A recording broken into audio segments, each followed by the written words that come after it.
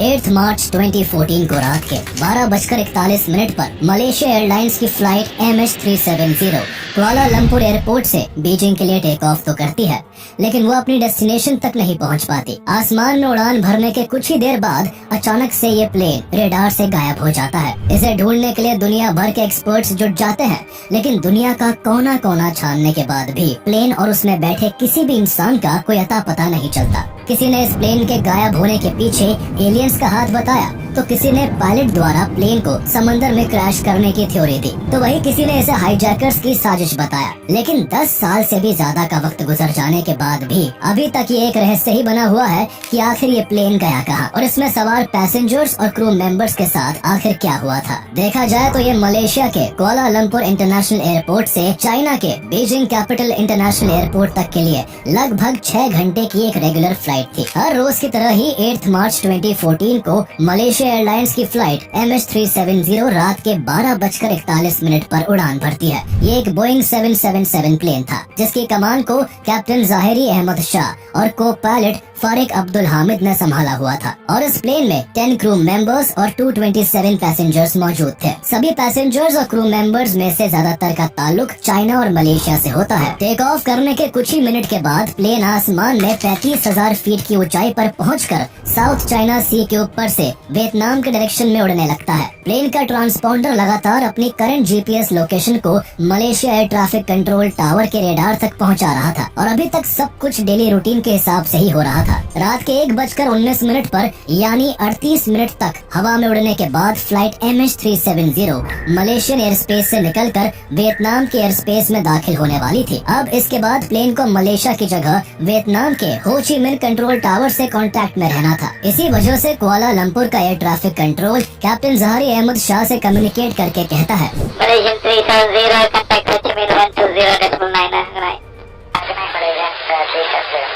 ये एक daily routine का हिस्सा था और इस पॉइंट ऑफ टाइम तक सब ठीक था। मलेशियन ATC में रिकॉर्ड हुए इस मैसेज में कैप्टन की वॉइस लेवल में किसी भी तरह के तनाव का इशारा नहीं था, लेकिन अभी तक सब कुछ जो नॉर्मल होता है वो एकदम से एबनॉर्मल में बदल जाता है। थोड़ी ही देर में कुछ ऐसा होता है जो शायद किसी ने कभी सोचा भी नहीं था। किसी को नहीं पता था कि कैप्टन जाहिरी का ये गुड नाइट वाला मैसेज MH370 से रिसीव होने वाला आखिरी मैसेज होने वाला है। आखिरी मैसेज के ठीक 2 मिनट बाद यानी रात के 1:21 पर फ्लाइट MH370 अचानक मलेशिया और वियतनाम दोनों के रेडार से गायब हो जाती है। कुआलालंपुर ATC इसे ये सोचकर नजरअंदाज कर देता है कि प्लेन अब मलेशिया के एयर स्पेस से निकलकर वियतनाम के एयर जुरिस्डिक्शन में पहुंच गया होगा, इसलिए प्लेन उनके रेडार पर नहीं है। लेकिन मुश्किल तब पैदा हुई जब प्लेन हो ची मिन के रेडार से भी पूरी तरह गायब हो गया। ये देखकर वहाँ के कंट्रोल टावर को कुछ गड़बड़ी का एहसास हुआ और उनकी टीम प्लेन से कांटेक्ट करने की कोशिश करने लगी, लेकिन प्लेन का ट्रांसपोंडर स्विच ऑफ आ रहा था और पायलट की तरफ से भी कोई रिस्पांस नहीं मिल पा रहा था। बार बार कोशिश करने के बाद भी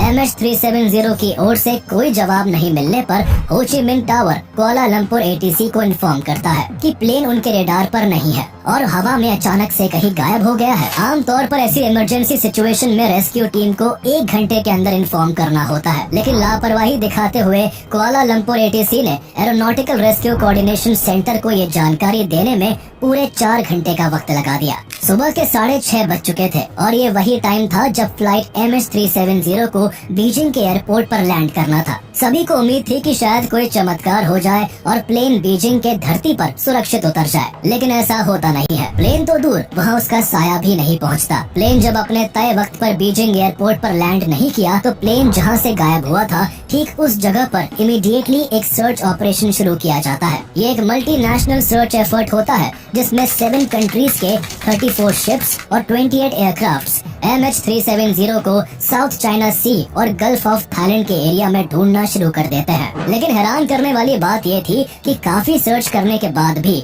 प्लेन का कोई नामो निशान नहीं मिल सका। इस दौरान पूरी दुनिया को इस हादसे के बारे में पता चल चुका था।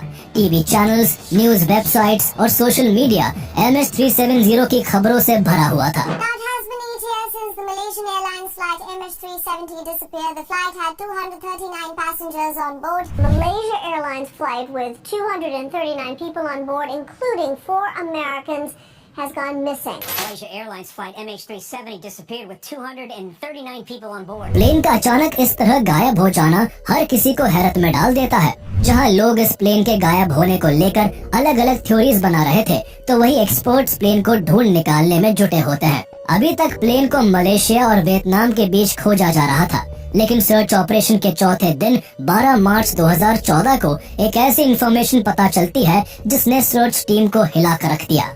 पता चलता है कि 8 मार्च को 1:21 पर फ्लाइट MH370 कुआलालंपुर और हो ची मिन्ह के सिविलियन रेडार से तो गायब हो गई थी, लेकिन वो अगले 1 घंटे तक मलेशियन मिलिट्री के पावरफुल रेडार पर शो होती रही। मिलिट्री रेडार की रीडिंग के हिसाब से जहाज ने सिविलियन रेडार से गायब होने के बाद कुछ मिनट के लिए राइट टर्न लिया और फिर अचानक से लेफ्ट में 180 डिग्रीज का टर्न लेकर वो वापस मलेशिया के डायरेक्शन में उड़ने लगा। आधे घंटे के बाद प्लेन ने मलेशिया के पेनांग आइलैंड को क्रॉस किया और फिर वो मलाका स्ट्रेट की तरफ मुड़ गया। 2:22 तक प्लेन मिलिट्री रेडार की रेंज में रहा और फिर वो मिलिट्री रेडार से भी पूरी तरह गायब हो गया। आखिरी बार मिलिट्री रेडार ने प्लेन को अंडमान सी के ऊपर स्पॉट किया था, यानी साउथ चाइना सी, जहां सर्च ऑपरेशन चल रहा था उसके बिल्कुल ऑपोजिट डायरेक्शन में प्लेन गायब हुआ था। इस खबर ने एक्सपर्ट्स के होश उड़ा कर रख दिए। सभी को इस सवाल ने चिंता में डाल दिया कि आखिर प्लेन ने बीजिंग के ऑपोजिट डायरेक्शन में क्यों टर्न किया और प्लेन वापस मलेशिया की तरफ आकर वहां लैंड करने के बजाय अंडमान सी की तरफ क्यों बढ़ता रहा और फिर जहाज वहां से आखिर कहां गायब हो गया। जो सर्च ऑपरेशन अभी तक साउथ चाइना सी और गल्फ ऑफ थाईलैंड में चल रहा था, वो ऑपरेशन अब अंडमान सी में शुरू कर दिया जाता है, लेकिन बहुत मशक्कत के बाद भी इस जगह पर भी प्लेन का कोई अता पता नहीं चल सका। कुछ दिनों के बाद एक्सपर्ट्स को एक और क्लू मिलता है जिसने पूरी सिचुएशन को बदल कर रख दिया। पता चलता है कि पहले सिविलियन रेडार और फिर मिलिट्री रेडार से गायब होने के कुछ मिनट बाद ही MH370 एक सैटेलाइट को लॉगिन रिक्वेस्ट भेजने लगा। प्लेन ने हर 1 घंटे के बाद इंडियन ओशन के ऊपर जियोस्टेशनरी ऑर्बिट में मौजूद 35,000 किलोमीटर दूर इनमार्सेट नाम की सैटेलाइट से कांटेक्ट करने की कोशिश की। दरअसल मॉडर्न प्लेन्स में सैटकॉम यानी सैटेलाइट कम्युनिकेशन सिस्टम होता है, जिसके थ्रू प्लेन को कंसिस्टेंट एंड रिलायबल कनेक्टिविटी मिलती रहती है, विशेष रूप से रिमोट एरियाज और महासागरों में जहाँ ग्राउंड बेस्ड कम्युनिकेशन इंफ्रास्ट्रक्चर उपलब्ध नहीं होता है। प्लेन हर कुछ देर पर सैटेलाइट्स को पिंग करके कनेक्टिविटी को मेंटेन रखता है, जिससे ग्राउंड बेस्ड कंट्रोल को रूटीन अपडेट मिलता रहे। अगर प्लेन का ग्राउंड रेडार और रेडियो सिस्टम से कनेक्शन ब्रेक हो जाता है तो उस केस में भी प्लेन सैटेलाइट से कनेक्ट करने की कोशिश करता है, या फिर अगर एयरक्राफ्ट कोई टेक्निकल इशू फेस करता है तो भी वो रिबूट होकर सैटकॉम से कनेक्शन बिठा सकता है। ऐसे ही किसी रीजन के साथ फ्लाइट MH370 ने कई बार इनमार्सेट सैटेलाइट से कांटेक्ट करने की कोशिश की, लेकिन कांटेक्ट करने के अलावा प्लेन ने सैटेलाइट से ना तो अपनी लोकेशन साझा की और ना ही किसी डेटा को शेयर किया। इन्वेस्टिगेटर्स को सैटेलाइट से मिले लॉग इन डेटा से प्लेन की एग्जैक्ट लोकेशन का पता तो नहीं चला, लेकिन UK based air accidents investigation branch AAIB के एक्सपर्ट्स ने सैटेलाइट को रिसीव हुए सिग्नल्स की मदद से एक कैलकुलेशन की, जिससे प्लेन की अगली मूवमेंट का अंदाजा हो गया। पता चला कि मिलिट्री रेडार से गायब होने के बाद प्लेन ने एक और बार टर्न लिया था और अगले 6 घंटों तक प्लेन उसी डायरेक्शन में इंडियन ओशन के ऊपर फ्लाई करता रहा। सुबह 8:19 पर प्लेन ने आखिरी बार इनमार्सेट सैटेलाइट से कांटेक्ट करने की कोशिश की थी, यानी पहली बार जब प्लेन को साउथ चाइना सी में ढूंढा जा रहा था उस वक्त प्लेन आसमान में ही उड़ रहा था, लेकिन उसकी लोकेशन वहाँ से कोसों दूर थी। प्लेन ने 6 घंटों में 7 बार सैटेलाइट से कांटेक्ट करने की कोशिश की, लेकिन 8वीं बार कोई कांटेक्ट हो पाता उससे पहले ही प्लेन का फ्यूल खत्म हो गया और प्लेन इंडियन ओशन में ही कहीं क्रैश कर गया। एक्सपर्ट्स ने प्लेन की एग्जैक्ट लोकेशन का पता लगाने के लिए प्लेन और सैटेलाइट के बीच के डिस्टेंस और उनके कॉन्टैक्ट्स के टाइम को रिकॉर्ड कर लिया। इस पूरे डेटा की मदद से 7 ऐसे सर्कल सामने आए जो उस रात पर्टिकुलर टाइम पर MH370 की लोकेशन को कवर करते थे। ये सर्कल्स सैटेलाइट हैंडशेक्स के नाम से भी जाने जाते हैं। प्लेन और सैटेलाइट के बीच पहला हैंडशेक रात के 2:25 और 27 सेकंड्स पर हुआ था, तो वही आखिरी सुबह 8:19 और 37 सेकंड्स पर हुआ।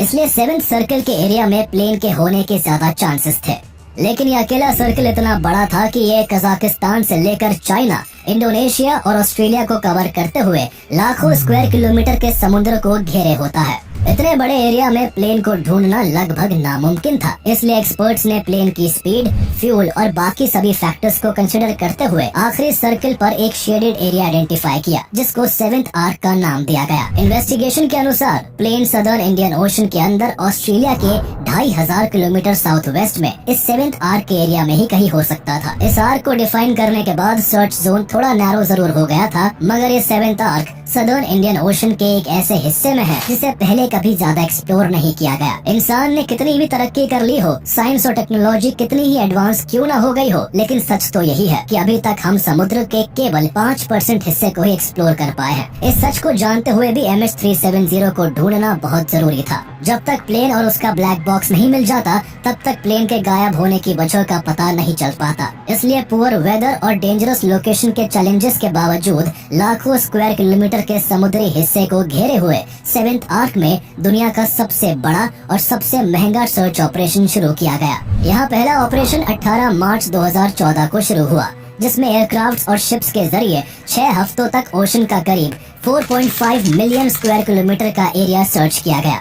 लेकिन इतने बड़े एरिया में सी के सरफेस पर कहीं भी प्लेन का कोई भी नामो निशान नहीं मिल सका। इसलिए 28 अप्रैल 2014 को पहला सर्च ऑपरेशन बंद कर दिया गया। इसके बाद डीप ओशन सर्च को कंडक्ट किया गया ताकि फ्लाइट 370 को समंदर के अंदर खोजा जा सके। अंडर वाटर सर्च के टाइम पूरे सी फ्लोर को कई महीनों तक स्कैन किया गया, लेकिन प्लेन मिलना तो दूर, एक भी ऐसा क्लू नहीं मिला जिससे प्लेन के वहाँ होने का पता चल सके। 29 जुलाई 2015 को यानी फ्लाइट MH370 के गायब होने के करीब 17 महीनों के बाद एक ऐसी खबर सामने आई जिसे सुनने के लिए सभी के कान तरस गए थे। मैडागास्कर के ईस्ट में सिचुएटेड आइलैंड ऑफ रियूनियन के किनारे पर वहाँ के लोकल्स को 2 मीटर का एक मेटालिक टुकड़ा मिलता है। ये टुकड़ा उसी मिसिंग प्लेन का हिस्सा होता है जो प्लेन से टूटकर समंदर से तैरते हुए वहां आ पहुंचा था। बोइंग के लिए इन पार्ट्स को बनाने वाली company Airbus defence and space ने उस टुकड़े पर लिखे सीरियल नंबर्स और डेट से कंफर्म किया कि ये टुकड़ा MH370 का राइट फ्लैपरॉन ही है। इस डिस्कवरी से ये तय हो चुका था कि MH370 ने सदर्न इंडियन ओशन में ही कहीं क्रैश किया है। इसके बाद ऐसे 30 से ज्यादा आइटम्स पाए गए, जिनमें से लगभग 22 पीसेस को ब्लेन गिब्सन नाम के इंडिपेंडेंट सर्चर ने डिस्कवर किया। लेकिन सभी पाए गए आइटम्स में से केवल 3 आइटम्स को ही इंस्पेक्ट करके कंफर्म किया गया कि वो MH370 का हिस्सा है। सर्च ऑपरेशन इस दौरान लगातार जारी रहा। 7th आर्क के एरिया में मल्टी बीम सोनार और साइड स्कैन सोनार के इस्तेमाल से MH370 की खोजबीन होती रही। लेकिन 2017 में 1,20,000 स्क्वायर किलोमीटर के सी फ्लोर की अच्छी तरह से स्कैनिंग करने के बाद अंडर वाटर सर्च ऑपरेशन को भी बंद कर दिया गया। 3 साल के एफर्ट्स और सैकड़ों मिलियन डॉलर्स खर्च करने के बाद भी कुछ टुकड़ों के अलावा ना तो प्लेन मिला और ना ही प्लेन के क्रैश साइट का पता चल सका। अभी तक के ये सर्च ऑपरेशंस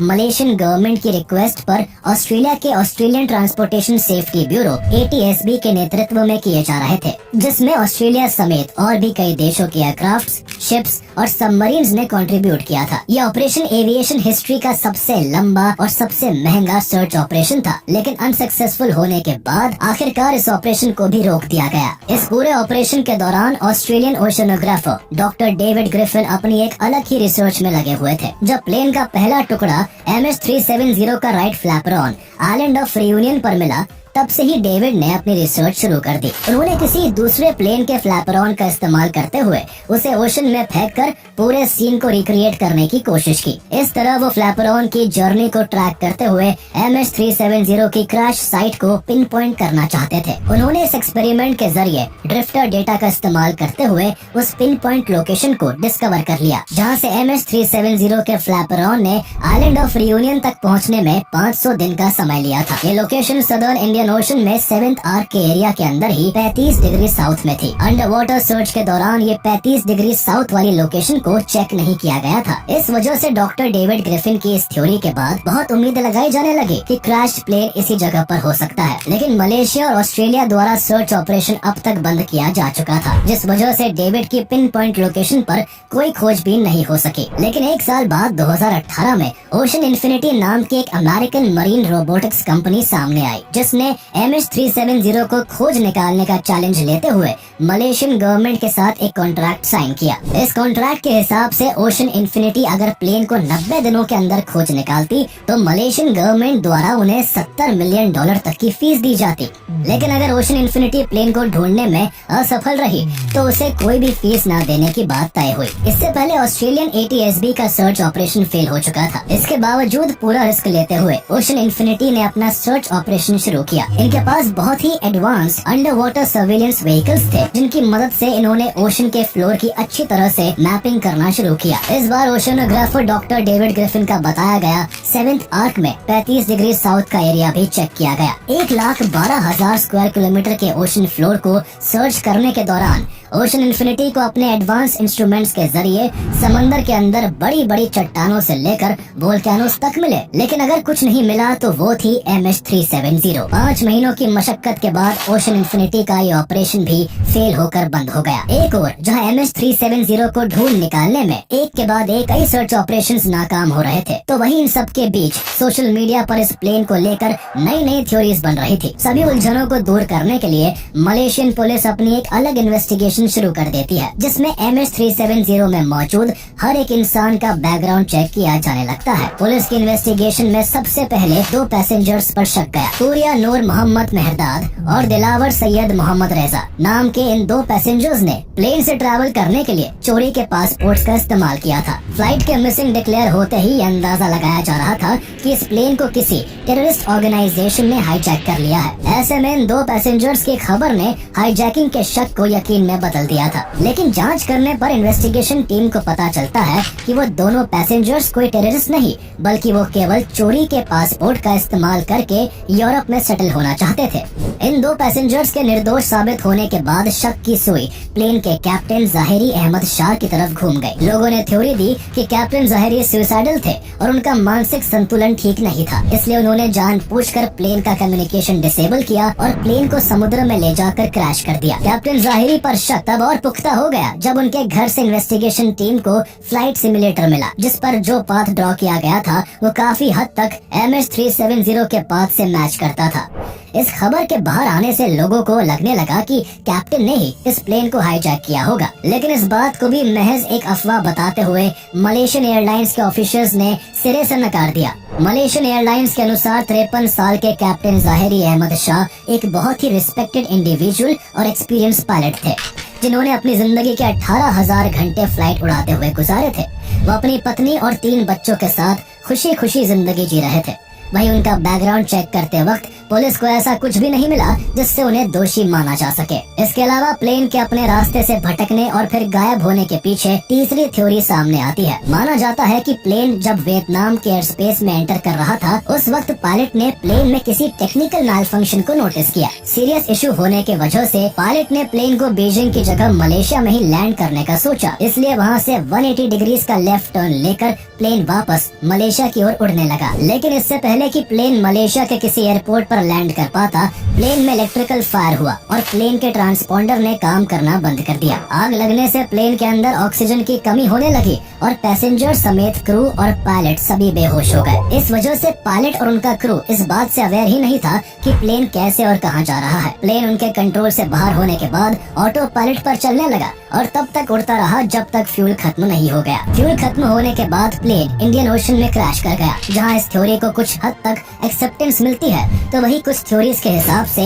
MH370 क्रैश ही नहीं हुआ था। गुजरते वक्त के साथ MH370 के गायब होने को लेकर नई नई थ्योरीज बनती गई। कई सर्च ऑपरेशंस हुए, लेकिन प्लेन का कोई सुराग नहीं मिल सका। हालांकि 2022 में एक British retired aerospace engineer Richard Godfrey ने दावा किया कि वीक सिग्नल प्रोपगेशन रिपोर्ट यानी WSPR के डेटा एनालिसिस के जरिए उन्होंने प्लेन की एग्जैक्ट लोकेशन का पता लगा लिया है। हैरानी की बात यह है कि रिचर्ड ने जो लोकेशन बताई वो भी इंडियन ओशन के उसी 7th आर्क के एरिया में मौजूद है, जहां सालों तक सर्च ऑपरेशन किया जा चुका है। पर यहाँ रिचर्ड का मानना है कि समुद्र में 4000 मीटर नीचे अगर उनकी बताई गई पिन पॉइंट लोकेशन पर सर्च किया जाए तो प्लेन का मलबा मिल सकता है। लेकिन मलेशियन अथॉरिटीज ने रिचर्ड के एनालिसिस को कंसिडर न करते हुए फिर से कोई सर्च ऑपरेशन स्टार्ट करना जरूरी नहीं समझा। इस तरह 10 साल बीतने के बाद भी अभी तक एग्जैक्टली ये नहीं पता चल पाया है कि आखिर 8 मार्च 2014 की रात MH370 के साथ क्या हुआ था। दुनिया भर के एक्सपर्ट्स और एडवांस टेक्नोलॉजी के द्वारा